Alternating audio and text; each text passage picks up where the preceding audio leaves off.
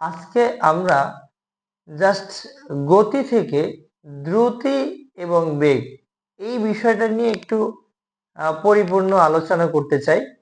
তো প্রথমে আমরা যদি দ্রুতি নিয়ে আলোচনা করি যে দ্রুতি কি জিনিস বা দ্রুতি কাকে বলে।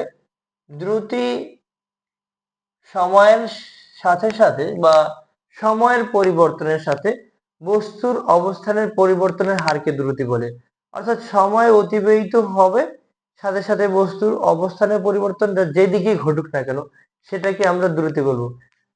একক সময় একক সময় দূরত্বের পরিবর্তনের হারকে দ্রুতি বলে।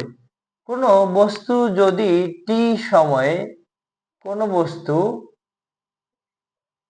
বস্তু টি সময়ে যদি ডি দূরত্ব অতিক্রম করে, টি সময়ে ডি দূরত্ব অতিক্রম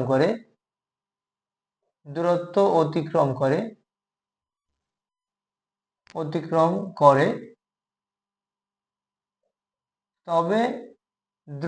তবে দ্রুতিকে ভি দ্বারা প্রকাশ করা হয়, বেগকেও ভি দ্বারা প্রকাশ করা হয়। ভি ইকুয়াল হবে ডি ভাগ টি। এখন অর্থাৎ আমরা কিন্তু বললাম যে একক সময় দূরত্বের পরিবর্তনের হার, অর্থাৎ দূরত্বকে সময় দ্বারা ভাগ করলে আমরা কি পাবো? দ্রুতি পাবো। এখন আমরা কিন্তু আসলে নির্দিষ্ট কোনো দিক বলি নাই, কোন দিকে যে অবস্থানের পরিবর্তনটা ঘটবে আমরা কিন্তু সেটা বলি নাই। তার মানে যেহেতু দিক বলি নাই, শুধু আসলে দ্রুতি মানে অবস্থানের পরিবর্তনটা মান বললাম, কোনো দিক বললাম না, তার মানে এটা হবে স্কেলার রাশি। অর্থাৎ দ্রুতিকে প্রকাশ করার জন্য শুধু মানের প্রয়োজন হয়, দিকের প্রয়োজন হয় না, তাই বলা যায় দ্রুতি একটা স্কেলার রাশি। এখন আমরা যদি এই দ্রুতি এর মাত্রা নির্ণয় করতে চাই, আমরা জানি দূরত্ব এর মাত্রা, অর্থাৎ দূরত্ব আমরা লেন্থ মেজারমেন্ট করি, তার মানে এটাকে আমরা এল বলতে পারি। এবং সময় মানে টি, তার মানে এটাকে আমরা টাইম বলি, টি বলি, তার মানে এটা ক্যাপিটাল লেটার টি যদি নেই তাহলে এটার মাত্রা দাঁড়াবে এল টি ইনভার্স অন। মাত্রার সমীকরণ যদি আমরা বলতে চাই, যা দ্রুতির মাত্রা সমীকরণ, তাহলে আমরা এল টি ইনভার্স অন এটাকে আমরা থার্ড ব্র্যাকেট দিয়ে আবদ্ধ করে রাখবো। এবারে যদি আমরা এই দ্রুতির একক নিতে চাই, দ্রুতি ইকুয়াল আমরা পেলাম ডি ইকুয়াল, মানে আমরা ভি ইকুয়াল পেলাম ডি ভাগ টি। ডি মানে দূরত্বের একক হলো মিটার, এবং সময়ের একক সেকেন্ড। তার মানে এটাকে আমরা লিখতে পারবো এখানে মিটার সেকেন্ড, তার মানে এটাকে মিটার পার সেকেন্ড এটা আমরা লিখতে পারবো। অর্থাৎ দূরত্বের একক হলো মিটার পার সেকেন্ড। এখন বস্তুটার যে কোনো মুহূর্তে বা অল্প সময়ে যে দূরত্বটা কাউন্ট করা হয় সেটার একটা নাম আছে। সেটার কি নাম? সেটা আসলে হলো তাৎক্ষণিক দ্রুতি। তাৎক্ষণিক দ্রুতিটা কি? যে কোন একটি বিশেষ মুহূর্তে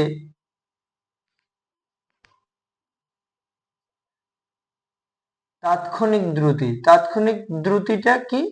কোন একটি বিশেষ মুহূর্তে বস্তুর যে দ্রুতি আছে, অর্থাৎ কোন একটি বিশেষ মুহূর্তের দ্রুতিকে বলা হবে তাৎক্ষণিক দ্রুতি। কোন একটি বিশেষ মুহূর্তের কোন একটি বিশেষ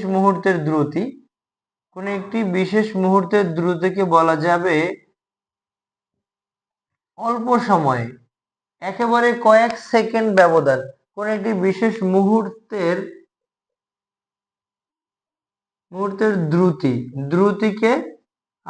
দ্রুতিকে বলতে পারি তাৎক্ষণিক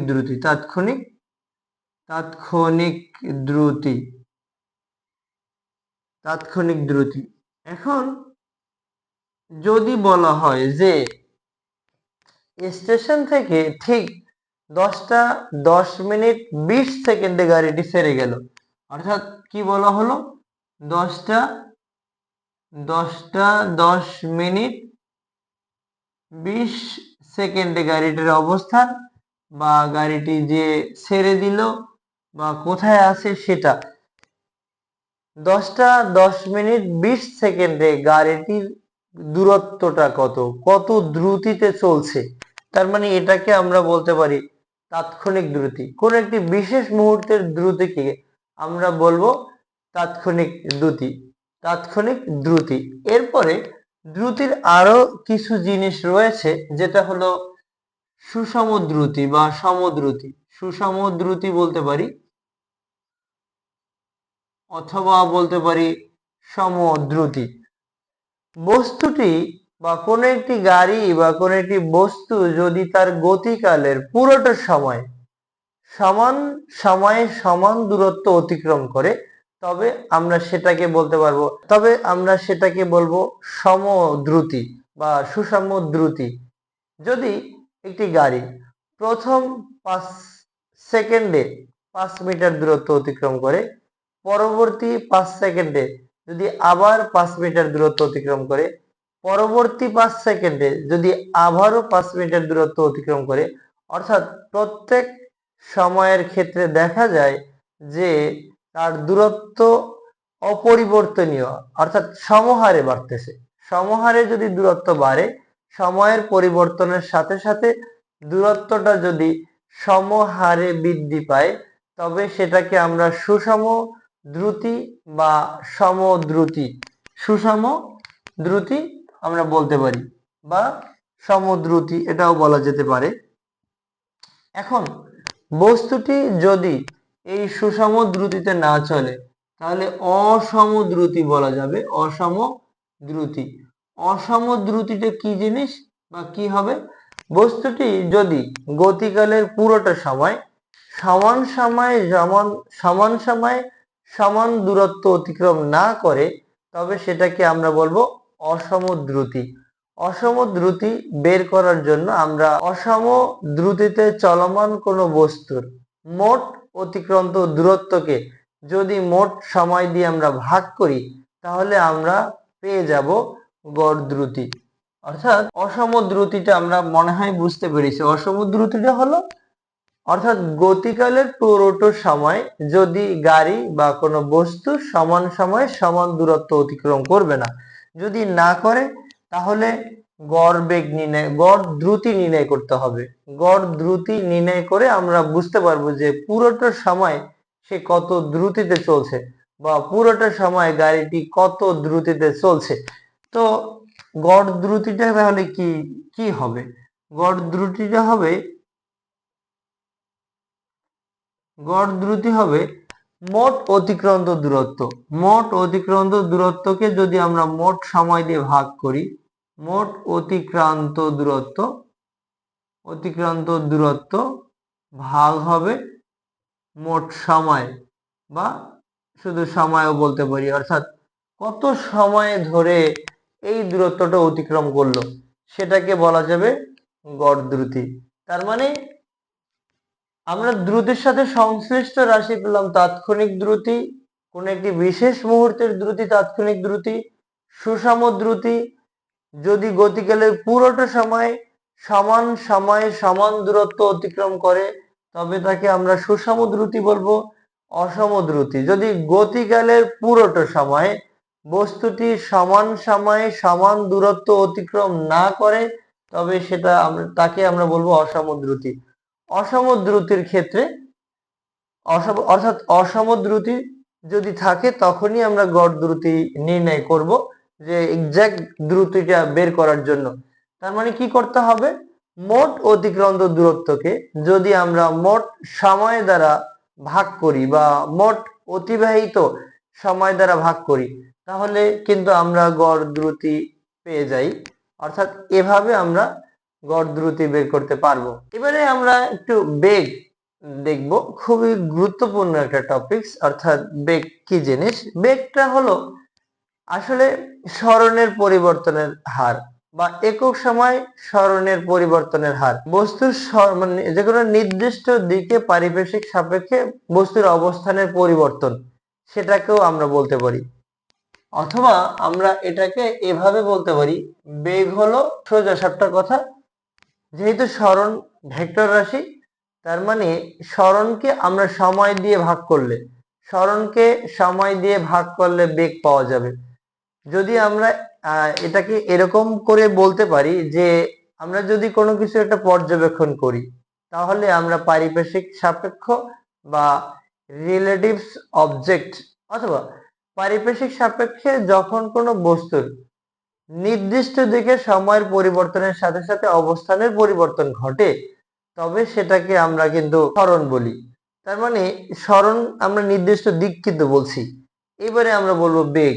বেগ কি? সরণের পরিবর্তনের হার। যেহেতু সরণ নির্দিষ্ট দিক বলা আছে, বেগের ক্ষেত্রে নির্দিষ্ট দিক না বললেও হবে। তার মানে একক সময়ে সরণের পরিবর্তনের হারকে আমরা বেগ বলবো। তাহলে বেগ কি হবে? বেগকে ভেলোসিটি বলে, যাকে ভি দ্বারা প্রকাশ করা হয়। ভি ইকুয়াল হবে এস ভাগ টি। এস ভাগ টি মানে সরণ ভাগ সময়।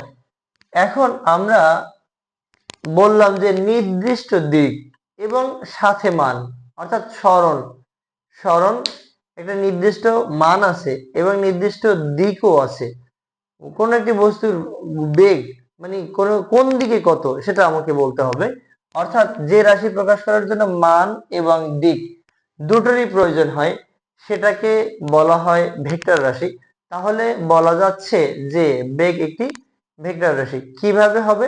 বেগ প্রকাশ করার জন্য মান এবং দিক দুটোরই প্রয়োজন আছে। এখন বেগের যদি আমরা একইভাবে মাত্রা নির্ণয় করতে যাই, এস মানে সরণ।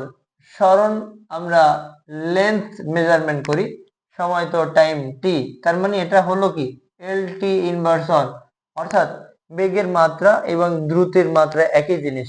এবারে যদি আমরা একক দেখি, যে সরণ, সরণের একক মিটার, মিটার মানে এম, সময়ের একক সেকেন্ড, তার মানে একক হবে মিটার পার সেকেন্ড।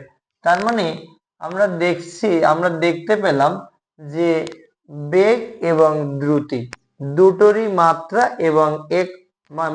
এবং একক অপরিবর্তনীয়। ভিন্নতাটা কোথায়? দ্রুতি হলো স্কেলার রাশি, দ্রুতির কোনো নির্দিষ্ট দিক বলার দরকার নেই, কিন্তু বেগের নির্দিষ্ট দিক বলার দরকার আছে। এখন এখানেও যেমন তাৎক্ষণিক বেগ আছে, তাৎক্ষণিক বেগ কোন একটি বিশেষ মুহূর্তের বেগ বলতে পারি। তাৎক্ষণিক বেগ অর্থাৎ কোন একটি সার্টেন মুহূর্ত, 30 সেকেন্ড বা এর কম সময় মুহূর্ত যেটা কাউন্ট করা হয়, অর্থাৎ খুবই কম সময়ের ব্যবধানে কোন একটি বস্তুর যে বেগ সেটাকে আমরা তাৎক্ষণিক বেগ বলতে পারি। এবারে তাৎক্ষণিক বেগ এর পরে যদি বস্তুটি তার গতিকালের পুরোটা সময় সমান বেগ মানে সমান সময়ে সমান সরণ অতিক্রম করে, নির্দিষ্ট দিক বলার দরকার নেই, যেহেতু এটা সরণ একটা ভেক্টর রাশি, বেগও ভেক্টর রাশি। নির্দিষ্ট মানে অর্থাৎ সময়ের পরিবর্তনের সাথে সাথে সরণটা যদি অপরিবর্তনীয় থাকে, কোন একটি গাড়ি যদি প্রথম 5 সেকেন্ডে 5 মিটার সরণ হয়, পরবর্তী 5 সেকেন্ডে যদি 5 মিটার সরণ হয় এবং পরবর্তী 5 সেকেন্ডে বা শেষ 5 সেকেন্ডেও যদি 5 মিটার সরণ হয়, তবে বলা যায় যে এটা সুষম বেগ বা সমবেগে চলছে। তার মানে আমরা বলতে পারি সুষম বেগ হচ্ছে সমান সময়ে সমান সরণ অতিক্রম করা। সমান সময়ে সরণ যদি অতিক্রম করে, তবে সেটাকে আমরা বলতে পারি সুষম বেগ। অথবা সময়ের সাথে সাথে যদি বেগের কোনো পরিবর্তন না হয়, সময়ের সাথে সাথে যদি কোনো বেগের পরিবর্তন বা সময়ের পরিবর্তনের সাথে সাথে বেগের যদি কোনো পরিবর্তন না হয়, তবে সেটাকে আমরা বলবো সুষম বেগ। আর যদি বস্তুটি সময়ের পরিবর্তনের সাথে সাথে বেগেরও পরিবর্তন ঘটে, তবে বেগ হ্রাস বৃদ্ধি যদি ঘটে, তবে সেটাকে আমরা বলবো অসম বেগ। অসম বেগের ক্ষেত্রে গড় বেগ নির্ণয় করা যায়। অসম বেগের ক্ষেত্রে গড় বেগ নির্ণয় করা যায়, কিন্তু সুষম বেগের ক্ষেত্রে গড় বেগ নির্ণয় না করলেও বেগ বলা যায়। এবারে অসম বেগের ক্ষেত্রে যেটা হয়, বস্তুর মোট অতিক্রান্ত সরণকে যদি আমরা মোট সময় দিয়ে ভাগ করে দিই, তাহলে কিন্তু বস্তুটির গড় বেগ পেয়ে যাব। অর্থাৎ গড় বেগটা কি হবে, একইভাবে মোট অতিক্রান্ত সরণটা, এবারে মোট অতিক্রান্ত সরণকে যদি আমরা সময় দিয়ে ভাগ করি, অতিক্রান্ত সরণকে সময় দিয়ে ভাগ করলে আমরা কিন্তু গড় আমরা কি পেয়ে যাব, আমরা পেয়ে যাব গড় বেগ পেয়ে যাব। অর্থাৎ মোট অতিক্রান্ত দূরত্বকে যদি আমরা মোট সময় দ্বারা ভাগ করি, তাহলে আমরা গড় বেগ পেয়ে যাব। তো আজকে আমরা এই গড় বেগ, সুষম বেগ, সুষম বেগ বা সমবেগ, অসম বেগ, দ্রুতি, সুষম দ্রুতি, অসম দ্রুতি, তাৎক্ষণিক বেগ। আসসালামু আলাইকুম প্রিয় শিক্ষার্থী বন্ধুরা, আজকে আমরা আলোচনা করব ত্বরণ এবং মন্দন নিয়ে। প্রথমেই আসো, ত্বরণটা কি? ত্বরণ হলো বেগের পরিবর্তনের হার, অথবা আমরা এটাও বলতে পারি যে অসম বেগের পরিবর্তনের হারকে ত্বরণ বলে। বেগকে সময় দিয়ে ভাগ করলে আমরা যা পাবো সেটা ত্বরণ। অর্থাৎ ত্বরণ হলো বেগ বৃদ্ধির হার। ত্বরণকে আমরা ডাইরেকশন মানে ত্বরণকে আমরা এ দ্বারা প্রকাশ করি, তার মানে এ ইকুয়াল বেগ ভাগ সময়। একক সময়ে বেগের পরিবর্তনের হার। ত্বরণ হলো একক সময়ে বেগের পরিবর্তনের হার, অথবা বেগের পরিবর্তনের হারকে ত্বরণ বলে। অথবা বেগকে সময় দ্বারা ভাগ করলে আমরা যা পাবো সেটাকে ত্বরণ বলা হয়, সেটা আমরা বলতে পারি। এখন বেগের কিন্তু দিক আছে, তার মানে ত্বরণেরও দিক আছে। তার মানে যে রাশি প্রকাশ করার জন্য মান এবং দিক দুটোরই প্রয়োজন হয় সেটাকে বলা হয় ভেক্টর রাশি। তার মানে ত্বরণ একটা ভেক্টর রাশি। আমরা যদি ত্বরণের মাত্রা বের করতে চাই, আমরা বেগের মাত্রা জানি।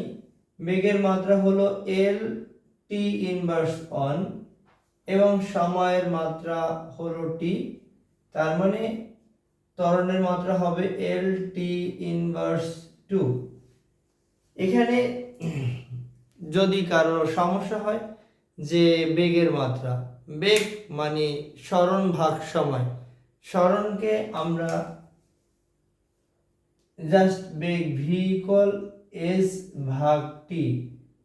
তার মানে সরণ মানে হলো এল লেন্থ, আর টাইম মানে টি। তার মানে এখানে বেগের মাত্রা হলো এল টি ইনভার্স অন। তার মানে আমরা এখানে বেগের মাত্রা পেলাম এল টি ইনভার্স অন এবং সময়ের মাত্রা টি। তার মানে ফাইনালি বলা যায় যে ত্বরণের মাত্রা এল টি ইনভার্স 2। এখান থেকে আমরা চাইলে এককটা নিয়ে নিতে পারি, যেমন বেগের একক সরণ ভাগ সময়, সরণ এর একক মিটার, সময়ের একক সেকেন্ড। তার মানে এখান থেকে আমরা পেয়ে গেলাম মিটার পার সেকেন্ড। বেগের একক মিটার পার সেকেন্ড। বেগের একককে সময়ের একক দ্বারা ভাগ করলে আমরা কিন্তু ত্বরণের একক পেয়ে যাব।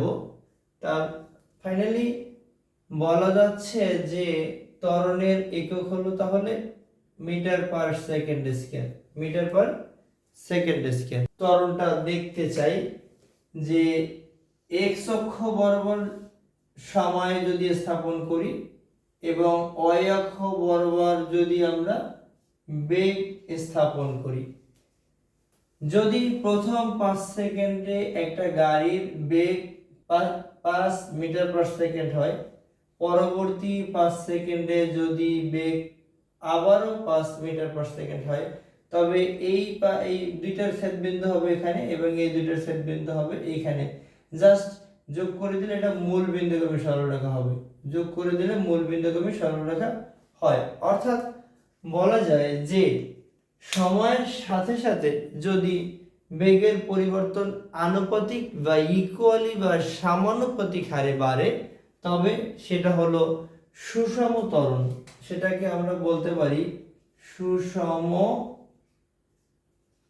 ত্বরণ, অথবা এটা অন্য বলতে পারি সমত্বরণ।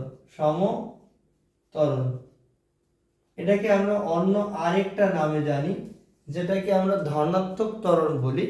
ধনাত্মক ত্বরণ মানে সময়ের সাথে সাথে বেগ বৃদ্ধির হারকে, সময়ের সাথে সাথে বেগ বৃদ্ধির হারকে বলা হয় ধনাত্মক ত্বরণ। ধনাত্মক ত্বরণ।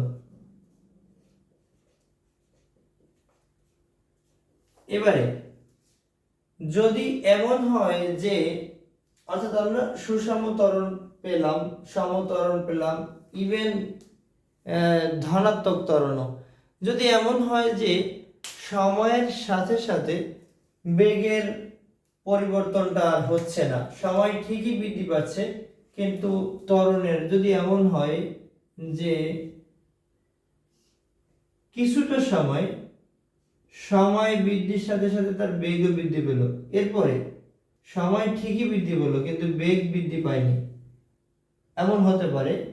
এরপরে যদি এমন হয় যে সময় ঠিক বাড়ছে কিন্তু বেগ ইকুয়ালি কমছে, আনুপাতিক হারে কমছে বা সমানুপাতিক হারে কমছে, তাহলে এটাকে আমরা একটা নাম দিতে পারি যে এইখানে যে বেগ ছিল আর এইখানে যেহেতু এক্স অক্ষের সাথে মিলে গেছে, এইখানে ভি এর মান 0 হয়ে গেল। এইখানে ভি এর ভ্যালু আমরা ধরে নিলাম যে এইখানে হলো 5 এবং এইখানে হলো ভি এর ভ্যালু হলো 10, এইখানে 10। তার মানে যদি আদি বেগ 10 হয়, শেষ বেগ যদি 0 হয়, শেষ বেগ 0 হয়। এখন আমরা কিন্তু পজিটিভ ত্বরণকেও এভাবে চিহ্নিত করতে পারি যে এই তো আমরা ত্বরণ নিলাম, বা এটা ক্ষেত্রে এই অংশের ক্ষেত্রে যদি আমরা ত্বরণটা চিন্তা করি যে ধনাত্মক ত্বরণ, এইখানে এই লেখচিত্রে আমরা এই অংশে দেখলাম এটা হলো সুষম ত্বরণ ও ধনাত্মক ত্বরণ। সুষম ত্বরণ। তাহলে সুষম ত্বরণের ক্ষেত্রে এই যে মূল বিন্দুতে সময় 0 এবং বেগও 0, অর্থাৎ আদি অবস্থায় বেগ বলতে পারি, আদি অবস্থায় বেগ বা আদি বেগ সমান হলো ইউ, এবং টি এইখানে যদি চিন্তা করি জাস্ট টি সময় পরে বেগ, টি সময়ে বেগ আমরা এটা ভি বলবো। তাহলে একক সময় টি সময় পরে বেগের পরিবর্তন, টি সময় পরে বেগের পরিবর্তন বা বেগের পরিবর্তনের হার বলাই ভালো, বেগের পরিবর্তনের হার।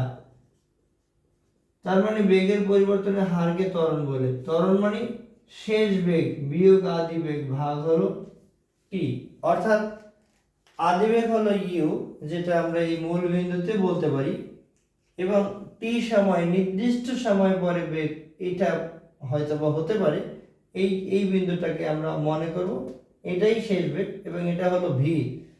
তার মানে এই নির্দিষ্ট সময় অর্থাৎ টি সময় পরে বেগের পরিবর্তনের হার কি হবে, অর্থাৎ শেষ বেগ বিয়োগ হলো আদি বেগ ভাগ হলো সময়, এটাই হলো বেগের পরিবর্তনের হার। অর্থাৎ বেগের পরিবর্তনের হার মানে ত্বরণ। তার মানে আমরা কিন্তু এই জায়গাটায় সুষম ত্বরণ পেলাম। এবারে যদি আমরা এরকমটা কোশ্চেন দেখি যে সমবেগে চলমান বস্তুর ত্বরণ থাকে না কেন? সমবেগে চলমান বস্তুর ক্ষেত্রে আদি বেগ এখানে 10, শেষ বেগ চিন্তা করলে এটাও 10, সময়ের একটা মান আছে, তার মানে এটা 0। অর্থাৎ সুষম বেগে বা সমবেগে চলমান বস্তুর ক্ষেত্রে আদি বেগ এবং শেষ বেগ একই থাকার কারণে ত্বরণ শূন্য হয়। এবারে আমরা দেখব যে ঋণাত্মক ত্বরণ বা মন্দন, যেটাকে আমরা বলতে পারি যেটাকে রিটার্ডেশন বলা হয়। আর ত্বরণ মানে এক্সিলারেশন, এক্সিলারেশন মানে ত্বরণ, আর রিটার্ডেশন মানে মন্দন। মন্দন বা এটাকে মন্দন অথবা ঋণাত্মক ত্বরণ আমরা বলতে পারি। মন্দনটা কি জিনিস? অর্থাৎ সময় পরিবর্তনের সাথে সাথে বেগ হ্রাসের হার, অর্থাৎ সময় ঠিকই বাড়ছে কিন্তু বেগ পর্যায়ক্রমে বা ইকুয়ালি কমছে, তবে এ ধরনের ত্বরণকে বলা হবে ঋণাত্মক ত্বরণ অথবা মন্দন। এবারে এটা কখন হয়? যেমন একটা বাস যদি গন্তব্যস্থানের কাছাকাছি চলে আসে তখন কিন্তু ইঞ্জিন বন্ধ করা হয় বা ব্রেক করা হয়। যদি ব্রেক করা হয় তাহলে তার ত্বরণটা বা প্রথমে বেগটা পর্যায়ক্রমে কমতে থাকে, তার মানে ত্বরণও কমতে থাকে, একটা টাইমে সে বন্ধ হয়ে যায়। তার মানে এই ক্ষেত্রে আদিবেগটা, যখন গাড়িটা ব্রেক করে তখন আদিবেগটা একটু বেশি থাকে, আদিবেগ বেশি থাকে, এবং ব্রেক করার পরে একটু নির্দিষ্ট বা সার্টেন টাইম পরে এই গাড়িটা থেমে যায়। যেহেতু থেমে যায় তখন শেষ বেগের মান 0 হয়ে যায়।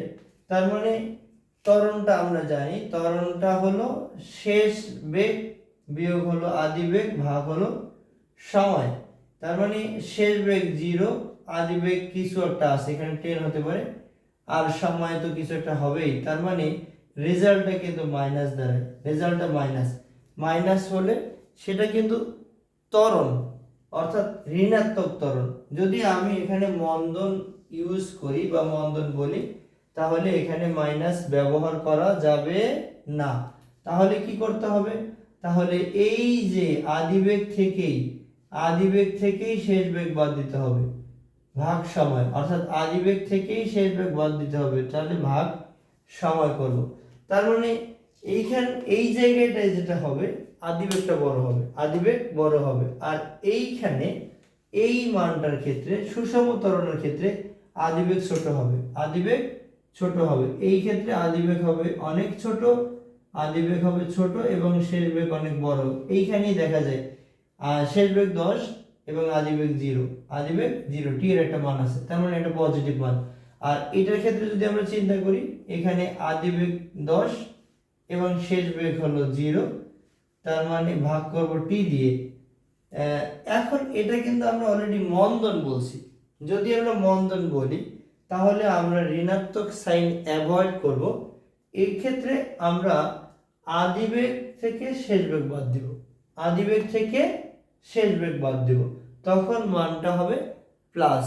অথবা যদি মনে করো না আমি কোনো ঝামেলায় যেতে চাই না, আমি সরাসরি যে রেজাল্টটা আসবে সেটাই লিখব, তাহলে তোমাকে এই শুধু ত্বরণ লিখতে হবে, শুধু ত্বরণ লিখতে হবে।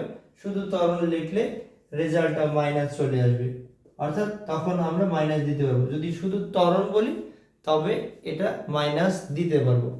এখন আমরা একটা গ্রাফের মাধ্যমে ত্বরণ, মন্দন, সমত্বরণ, ঋণাত্মক ত্বরণ এইগুলো একটু দেখতে চাই, দেখি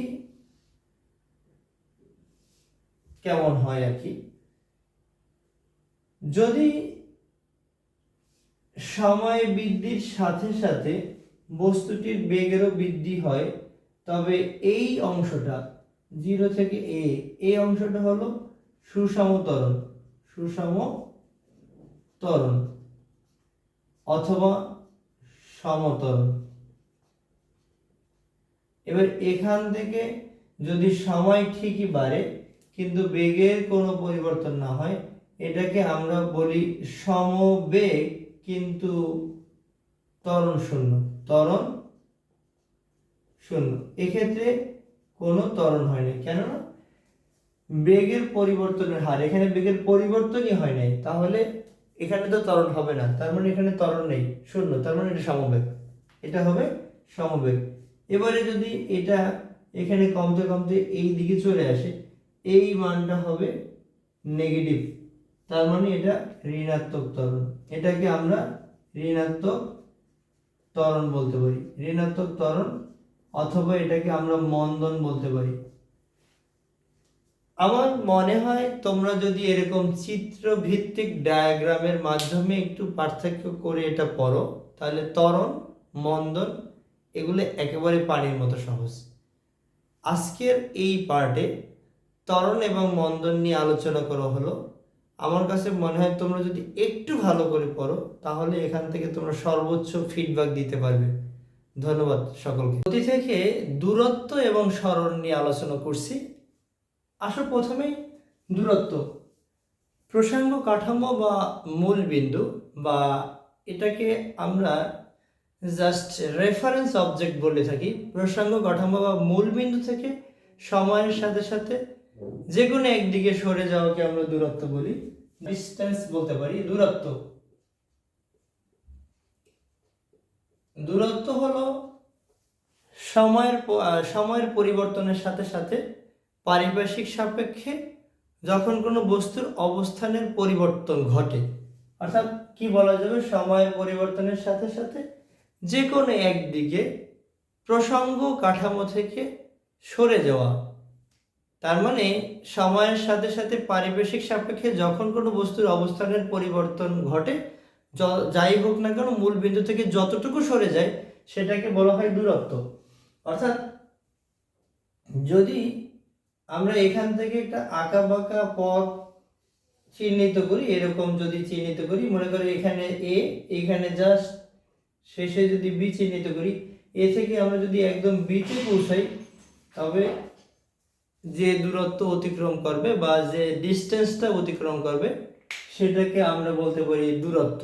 অর্থাৎ দূরত্ব হলো পারিপার্শ্বিক সাপেক্ষে সময়ের পরিবর্তনের সাথে সাথে অবস্থানের পরিবর্তন, অর্থাৎ মূল বিন্দু থেকে বস্তুটা কতটা দূরে আছে সেটা কোনো দিক নির্দেশ করতে হবে না। তাহলে যেহেতু এখানে কোনো দিক এর প্রয়োজন নেই, তাহলে দূরত্ব হলো ভেক্টর, দূরত্ব হলো স্কেলার রাশি। যেহেতু কোনো দিকের প্রয়োজন নেই, দূরত্ব হলো স্কেলার রাশি। দূরত্ব স্কেলার রাশি। আমি যদি বলি এ বিন্দু থেকে বি বিন্দুতে পৌঁছাইতে 3 কিলোমিটার দূরত্ব অতিক্রম করতে হবে, তাহলে আমরা কিন্তু এক্স্যাক্টলি কোনো দিক বলি নাই, শুধু মান বললাম। যেহেতু মানের দ্বারা প্রকাশ করা হয়, শুধু যেহেতু মানের প্রয়োজন হয়, মানের প্রয়োজন হওয়ার কারণে দূরত্ব হলো স্কেলার রাশি।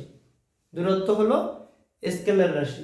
মূল বিন্দু থেকে জাস্ট কতটুকু সরে গেছে, 3 কিলোমিটার সরে গেছে। এবারে যদি আমরা সরণ বের করতে চাই, সরণ হলো দুইটা বিন্দু সরলরৈখিক দূরত্ব বলতে পারি। এখান থেকে যদি এখানে, এটা এ বিন্দু, এটা হলো বি বিন্দু, এই দুইটা বিন্দুর সরলরৈখিক দূরত্ব। তাহলে আমরা যদি সরণের সংজ্ঞা দিই বা বলি, নির্দিষ্ট দিকে পারিপার্শ্বিক সাপেক্ষে সময়ের পরিবর্তনের সাথে সাথে বস্তুর অবস্থান। নির্দিষ্ট দিক অবশ্যই বলতে হবে।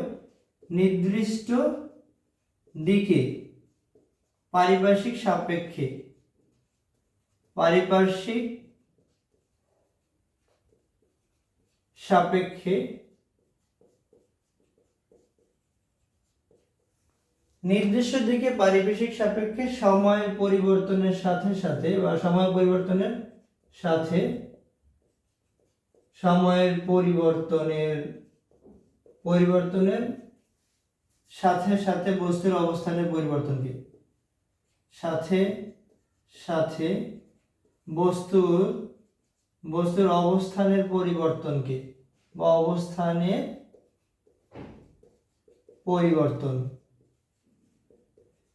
অর্থাৎ নির্দিষ্ট দিক কথাটা থাকতেই হবে। সরণ যেহেতু নির্দিষ্ট দিকে পারিপার্শ্বিক সাপেক্ষে সময়ের পরিবর্তনের সাথে সাথে বস্তুর অবস্থানের পরিবর্তনকে আমরা বলবো সরণ। এটা সহজে আমরা বলতে পারি যে দুটা বিন্দুর সরলরৈখিক দূরত্ব, দুইটা বিন্দুকে যদি আমরা যোগ করে দিই, অবশ্যই সেটা সোজা হবে, বাঁকার কোনো সুযোগই নেই।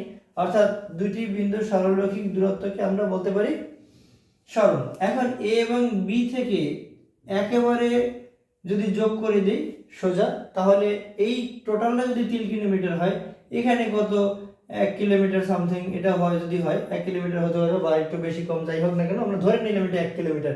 তার মানে এ থেকে বি বিন্দুর যে সরলরৈখিক দূরত্ব, সেটাই হবে সরণ, সেটা হবে সরণ। তাহলে সরণের ক্ষেত্রে এটা 1 কিলোমিটার আমরা বললাম, এটা মানের প্রয়োজন আছে, মান, এবং এটার দিকও আছে। দিক কোথায়? এ থেকে বির দিকে, এ থেকে বির দিকে। তার মানে মান এবং দিক যেহেতু দুটোরই প্রয়োজন আছে, যে রাশি প্রকাশ করার জন্য মান এবং দিক দুটোই প্রয়োজন হয়, সেটা আমরা জানি ভেক্টর রাশি। তার মানে সরণ একটা ভেক্টর রাশি থাকে।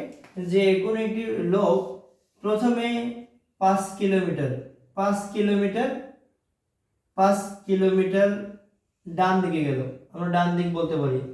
সেখান থেকে আবার একই রাস্তা বরাবর যদি 3 কিলোমিটার ফিরে আসে, 3 কিলোমিটার ফিরে আসে, তাহলে তার দূরত্ব এবং সরণের মধ্যে পার্থক্যটা কত? আমরা দূরত্ব বলতে পারি মূল বিন্দু থেকে যেই দিকে যায় যতটুকু ডিস্টেন্স হয় সেটাই হলো দূরত্ব। তো প্রথমে একবারে কিন্তু 5 কিলোমিটার পৌঁছেছে, তারপরে আবারও 3 কিলোমিটার, তার মানে দূরত্ব হবে 5 এবং 3 এর যোগফল, তার মানে 8 হবে, 8 কিলোমিটার।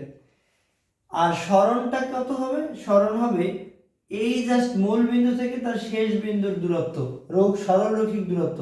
সরণ কত হলো?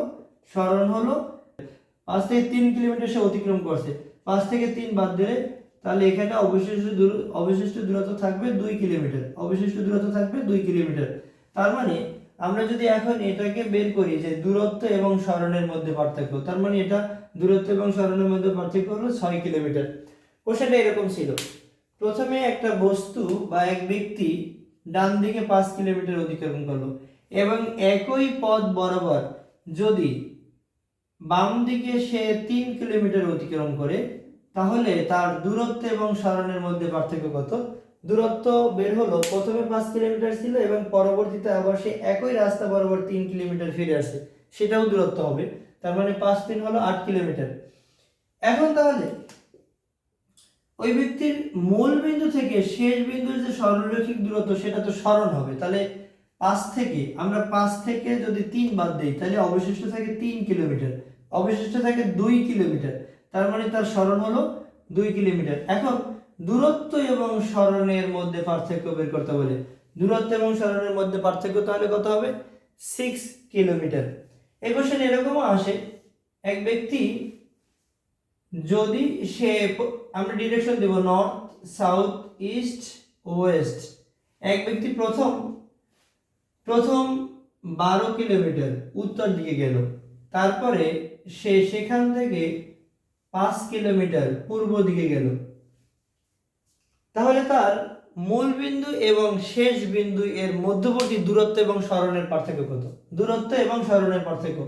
তাহলে এখন শেষ বিন্দু হলো এখানে এবং মূল বিন্দু এটা, তার মানে এই আমরা এটাকে যদি একটা সমকোণী ত্রিভুজ ধরে নিই, একটা সমকোণী ত্রিভুজ, সমকোণী ত্রিভুজের আমরা জানি জাস্ট অতিভুজ স্কয়ার সমান হবে অতিভুজ, এটাকে যদি আমরা একটু নামকরণ করে নিই, ও এটা এ, এটা হলো বি, তার মানে ও বি স্কয়ার সমান হবে, ও বি স্কয়ার সমান হবে ও এ স্কয়ার প্লাস হলো এ বি স্কয়ার।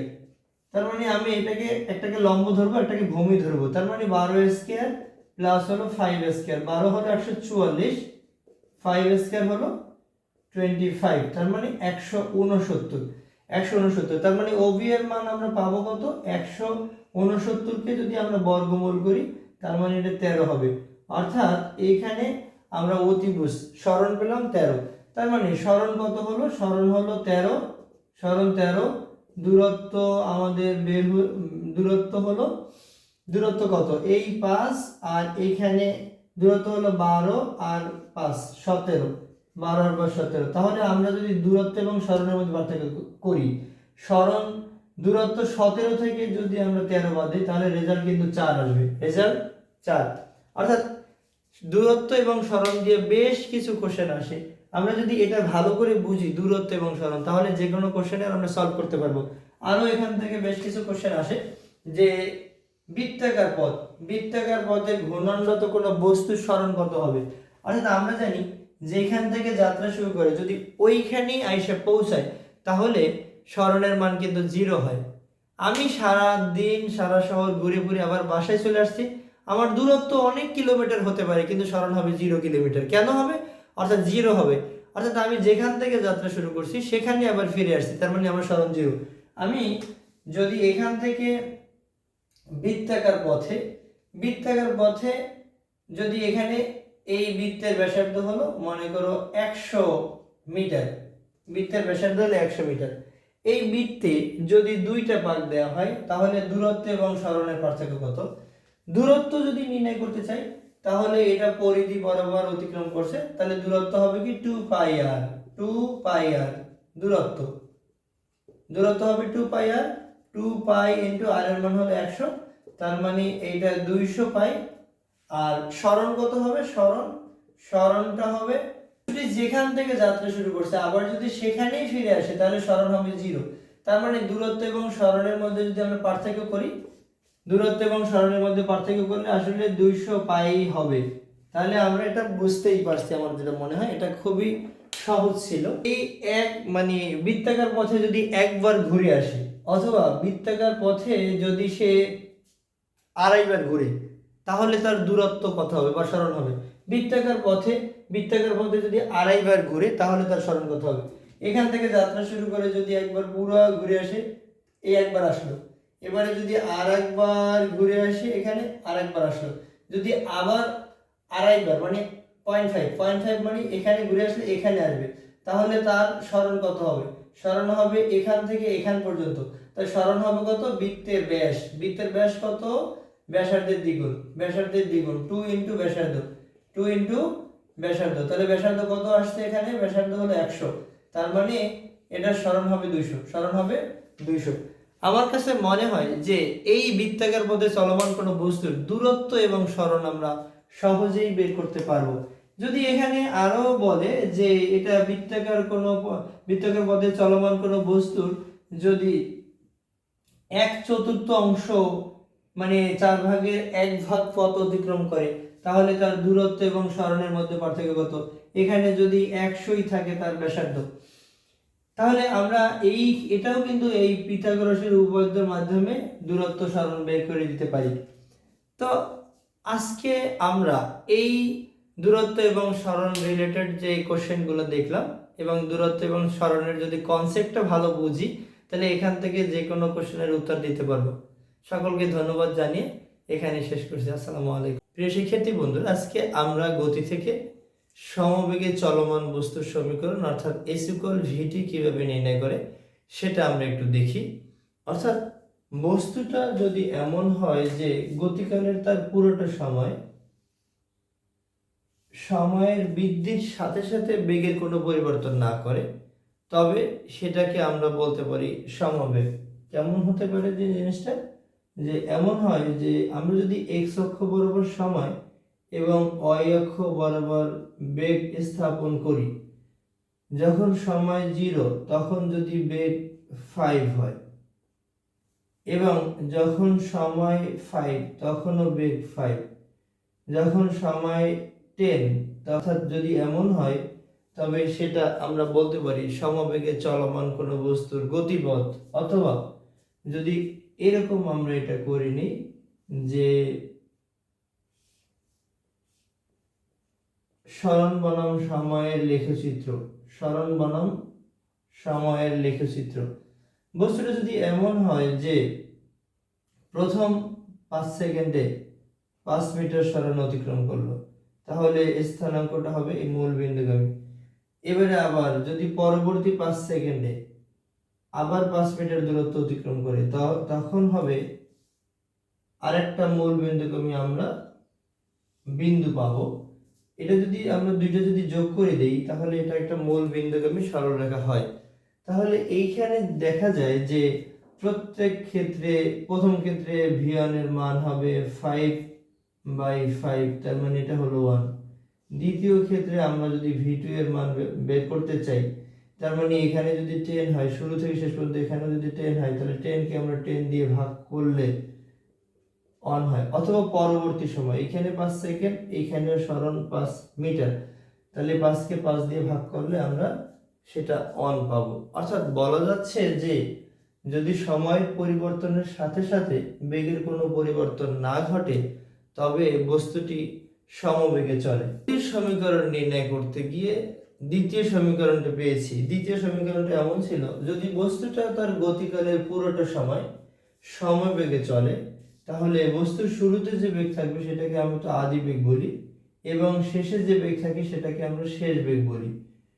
তাহলে গড় বেগ আমরা এক্স্যাক্টলি বস্তুটা দুই ভাবে চলতে পারে, একটা সমবেগে চলতে পারে এবং অন্যভাবে বস্তুটা অসমবেগেও চলতে পারে, অর্থাৎ সমান সময় সমান সরণ অতিক্রম নাও করতে পারে। যদি এমনটা হয় যে সমান সময় সমান সরণ অতিক্রম করেনি, তবে সেক্ষেত্রে কিন্তু অসমবেগ হবে।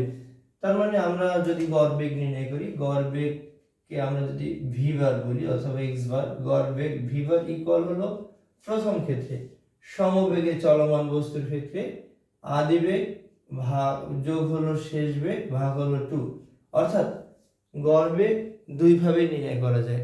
এক হলো সমবেগে চলমান বস্তুর ক্ষেত্রে, এটা হলো সমবেগে চলমান, সমবেগে বা সমবেগের ক্ষেত্রে, সমবেগের ক্ষেত্রে আমরা সাধারণত আদিবেগ এবং শেষ বেগ নিয়ে তাকে গড় করলেই আমরা সমবেগ পাবো। এবং গড় বেগ আবার অন্যভাবেও বের করতে পারি। যদি বস্তুটা এমন হয় যে প্রথম 5 সেকেন্ডে 10 মিটার গেল, পরবর্তী 5 সেকেন্ডে 15 মিটার গেল, পরবর্তী 5 সেকেন্ডে 8 মিটার গেল, তাহলে বস্তুটার টোটাল গতিপথ এ সমান সময় কিন্তু সমান দূরত্ব অতিক্রম করেনি, মানে সরণ অতিক্রম করেনি, সরল রৈখিক পথে। এখন তাহলে আমরা এটাকে গড় দ্রুতি, এখান থেকে যদি আমরা গড় বেগ অথবা গড় দ্রুতি যাই বলি না কেন, যেহেতু নির্দিষ্ট দিক বলছি, তাহলে আমরা গড় বেগ বললেও হবে, গড় দ্রুতি বললেও আমাদের কোনো সমস্যা নেই। তার মানে এটা হবে অসম বেগের ক্ষেত্রে। অসম বেগ, অসম বেগের ক্ষেত্রে আমরা যেভাবে নির্ণয় করি, মোট অতিক্রান্ত দূরত্ব, মোট অতিক্রান্ত দূরত্বকে যদি মোট সময় দ্বারা ভাগ করি, তাহলে আমরা গড় বেগ পেয়ে যাব। এইটাকে এবং এটাকে দুইটাকেই যদি আমরা একটা সমীকরণ মনে করি, তো সমীকরণের বাম পাশ যদি মিলে যায়, এই সমীকরণের প্রথম সমীকরণের ডান পাশ এবং দ্বিতীয় সমীকরণের ডান পাশ ইকুয়াল লেখা যাবে। তার মানে আমরা যদি এটাকে এরকম লিখি, এস ভাগ টি ইকুয়াল হবে ভি প্লাস ইউ ভাগ হলো 2। এখন এটাকে জাস্ট আমরা আর গুণন করে দিলে এস ইকুয়াল হবে ভি প্লাস ইউ ভাগ হলো 2 ইন্টু হলো টি, অর্থাৎ এই টি এখানে ভাগ আছে, অন্য সাইডে যদি নিয়ে নিই তাহলে এটা গুণ হয়ে যাবে। এখন প্রশ্ন থেকে যায়, বস্তুটা যদি সমবেগে চলে, বস্তুটা যদি সমবেগে চলে, প্রত্যেক ক্ষেত্রে যদি বেগের মান অনই হয়, একই হয়, তাহলে শেষ বেগ আদি বেগের সমান হয়, শেষ বেগ আদি বেগের সমান হয়, অথবা আদি বেগ শেষ বেগের সমান হয়, শেষ বেগ আদি বেগের সমান হবে, বা আদি বেগ শেষ বেগের সমান হবে। এক্ষেত্রে আমরা এই সমীকরণে যদি ইউ এর জায়গায় ভি স্থাপন করি, ইউ এর জায়গায় যদি ভি স্থাপন করি তাহলে হবে 2। যদি আমরা ইউ এর জায়গায় ভি অবস্থাপন করি তাহলে ভি প্লাস ভি হলো, তার মানে এটা হবে 2v ভাগ 2 ইন্টু হলো টি, তার মানে 2 কেটে দিলে এটা হবে ভিটি। তার মানে আমরা কিন্তু এস ইকুয়াল এই ভিটি সমীকরণটা পেয়ে গেলাম। অর্থাৎ সমবেগে চলমান বস্তুর অতিক্রান্ত দূরত্ব নির্ণয়ের সমীকরণ হলো এস ইকুয়াল ভিটি। এবারে আমরা এই সমীকরণটার ক্ষেত্রে জাস্ট যদি বস্তুটা এমন হয়, আমরা এখানে কিন্তু এস ইকুয়াল ভিটি ব্যবহার করলাম। যদি বস্তুটাকে যদি বলা হয় যে না এরকমটা না, বস্তুটা 10 মিটার পার সেকেন্ড আদি বেগ নিয়েই চলছে, অর্থাৎ একই বেগে নিয়ে চলছে, চাইলে আমরা s is equal to u t লিখতে পারি, s is equal to u t বলতে পারি, বেগ তো একটাই, কিন্তু ন্যাচারালি আমরা s is equal to v বলে ইউজড আমরা এটা বলে থাকি। এস ইজ ইকুয়াল টু ইউটিও বলা যাবে। বস্তুটা ঠিক 5 মিটার পার সেকেন্ড আদি বেগ নিয়ে পুরোটা পথ চললো, বস্তুটা 10 মিটার পার সেকেন্ড আদি বেগ নিয়ে পুরোটা পথ চলছে, তাহলে এক্ষেত্রে আমরা এস ইজ ইকুয়াল টু ইউটিও ব্যবহার করতে পারবো, এস ইজ ইকুয়াল টু ভিটি এটাও ব্যবহার করতে পারবো। আমার মনে হয় গড় বেগটা তোমরা সহজেই বা এই সমবেগে চলমান বস্তুর ক্ষেত্রে অতিক্রান্ত দূরত্ব নির্ণয়ের সমীকরণটা সহজেই নির্ণয় করতে পারবে। তম সেকেন্ডে অতিক্রান্ত দূরত্ব নির্ণয়ের সমীকরণটা কিভাবে আসে সেটা একটু দেখব, এবং কোন ক্ষেত্রে এই সমীকরণটা আমরা ইউজ করতে পারি সেটা একটু দেখব।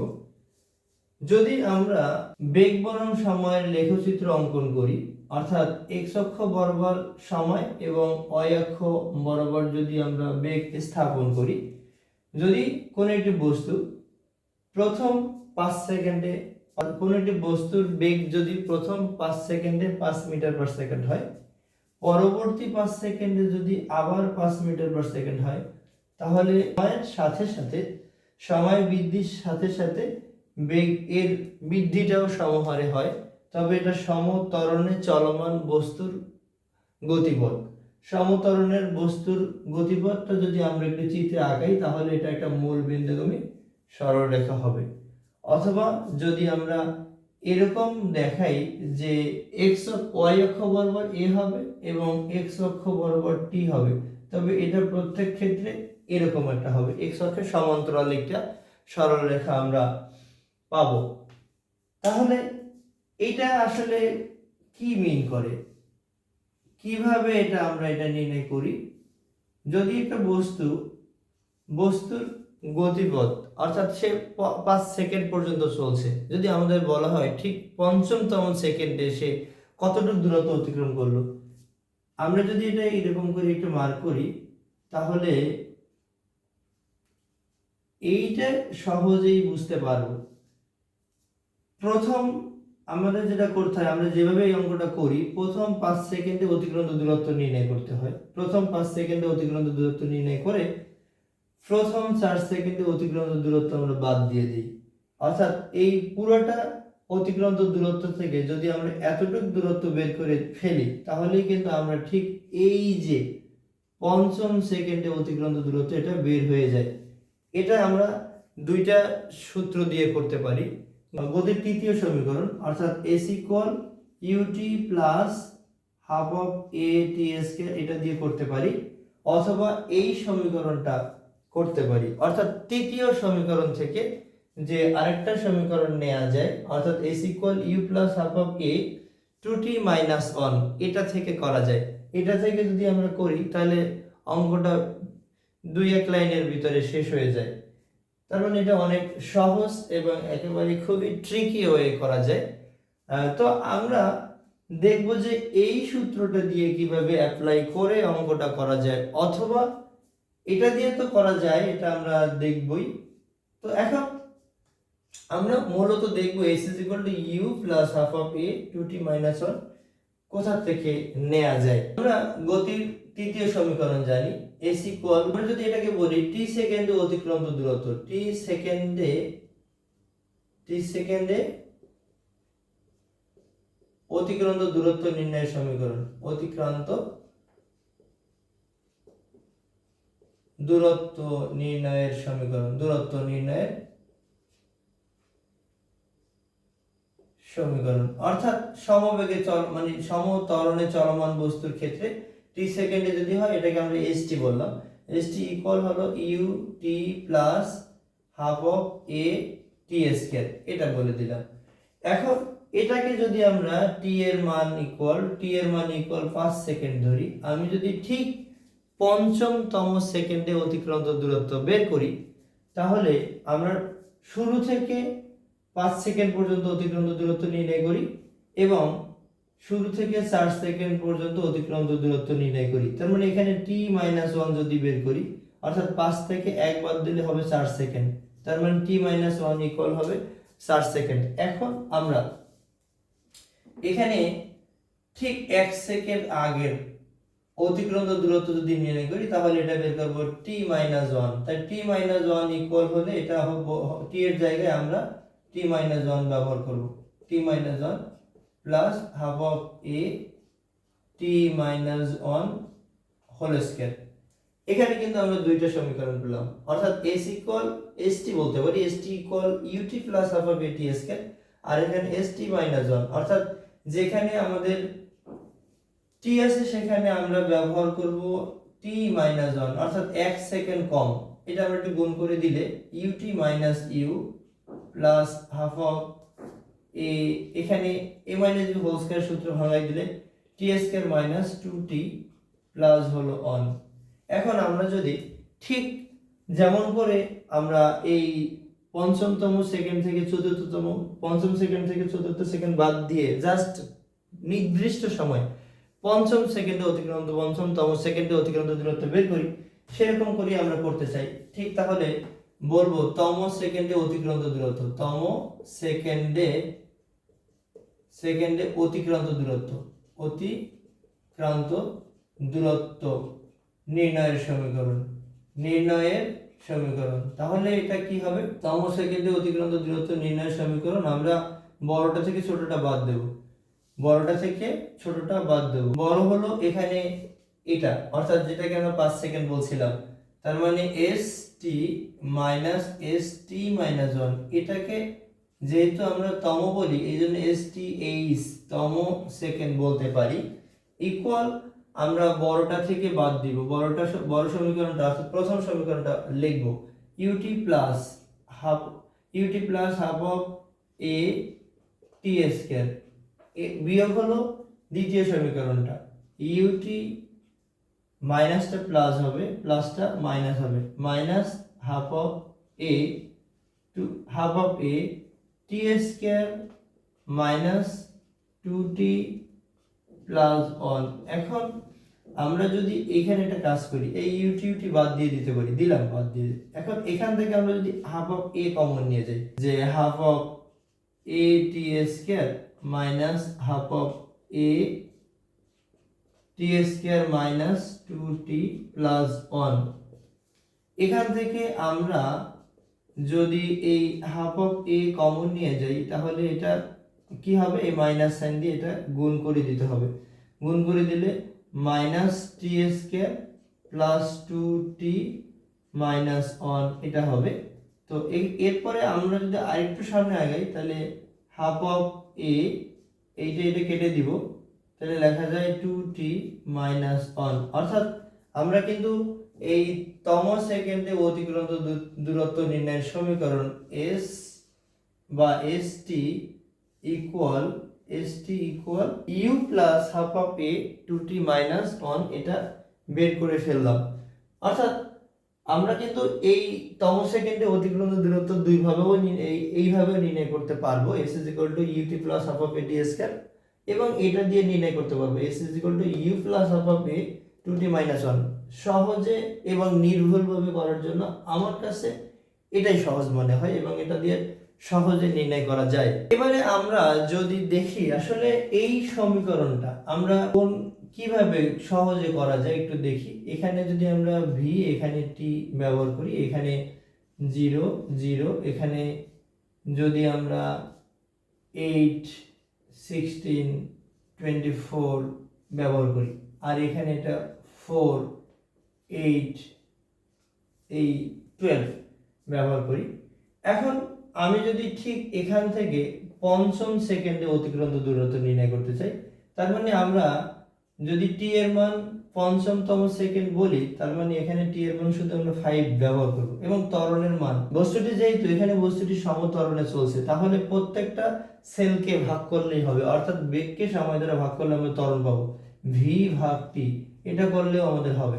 তার মানে 8 কে যদি আমরা 4 দ্বারা ভাগ করি তার মানে 2 মিটার পার সেকেন্ড হবে, এটা দিয়ে আমরা করলেও হয়ে যাবে। তার মানে আমরা যদি জাস্ট বের করি 5তম সেকেন্ডে অতিক্রান্ত দূরত্ব বের করব, তার মানে u এর মান কত? শুরুতে বেগ হলো u এর মান হলো 0, তার মানে 0 প্লাস হাফ অফ a, এর মান কত? এর মান পেলাম আমরা 2, আর এখানে 2 ইনটু t এর মান হলো 10 মাইনাস হলো 1, তার মানে রেজাল্টটা যেটা দাঁড়াবে 9 হবে, রেজাল্ট হবে 9। এইখানে এই 9 শেষ হয়ে গেল। এটাকে যদি আমরা এই গতির ঠিক তৃতীয় সমীকরণটা দিয়ে করতে চাই তাহলে একটু বড় হবে। তাহলে কিভাবে আমরা করি দেখাচ্ছি। পঞ্চম সেকেন্ডে অতিক্রান্ত দূরত্ব হলে আমরা যা করতাম, এই সমীকরণটা আমরা প্রথমে সমীকরণটি লিখে নেব, s is equal to ut plus half of a t square। তো এই ক্ষেত্রে s এর মান আমরা এখানে এই জায়গাটায় 5 লিখলাম, তার মানে u এর মানটা হবে 0 ইনটু 5 প্লাস হাফ, ত্বরণের মান 2 ইনটু এটা 0, তার মানে এটা কিন্তু আমরা প্রথম ক্ষেত্রে না, এখানে আমরা যেটা পাই, এখানে t এর মান কিন্তু 0 না, t এর মান হলো 5 এর বর্গ, তার মানে এটা হলো কত, 5 বছর, এটা 25 পেলাম আমরা 25।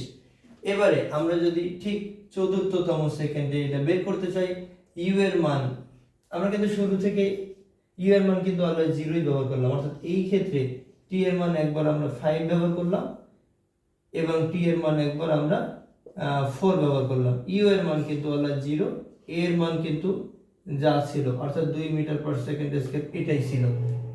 এখন তাহলে আমরা যদি চতুর্থ সেকেন্ডে করি, u এর মান তো 0 এবং t এর মান 4 প্লাস এখানে হাফ, এখানে এর মান 2 এবং t এর মান 4 এর বর্গ, এটা কেটে দিলাম, তার মানে এটা হবে কত, 16। তাহলে আমরা জাস্ট পঞ্চমতম সেকেন্ডে, 5তম সেকেন্ডে অতিক্রান্ত দূরত্ব নির্ণয় করি। অতিক্রান্ত দূরত্ব নির্ণয় করার ক্ষেত্রে আমরা সাধারণত বিয়োগ করে থাকি। এই 25 থেকে যদি আমরা 16 বিয়োগ করি তাহলে রেজাল্ট পাবো 9। আমরা কিন্তু এটাই অলরেডি বের করছি, তার মানে দেখা যায় যে আমরা যদি এই সূত্রটা অ্যাপ্লাই করি, আমরা অনেক বড়, অর্থাৎ অনেকটা সময় সাপেক্ষ ব্যাপার, কিন্তু সঠিক রেজাল্ট দেয়। আমরা এইভাবেও করতে পারি কিন্তু এইভাবেও করতে পারি, মানে জাস্ট এই সূত্রটা ব্যবহার করে আমরা করতে পারি। আমার কাছে তুমি যদি আমাকে বলো যে আমি কোনটা অ্যাডভাইস করি বা আমার কোনটা ভালো লাগে, তাহলে আমি এই প্রথম সমীকরণটাই এটাই আমরা ইউজ করি, এটা তাড়াতাড়ি করা যায়। অর্থাৎ ফিজিক্সের সমাধান আমরা লজিক্যাল সমাধান এর মাধ্যমে যেটা দিয়ে করি সেটাই হবে। তো আজকে আমরা এখানেই রাখছি যে সমত্বরণে চলমান বস্তুর ক্ষেত্রে তম সেকেন্ডে অতিক্রান্ত দূরত্ব কিভাবে সহজে নির্ণয় করা যায় তা আমরা একটু দেখলাম।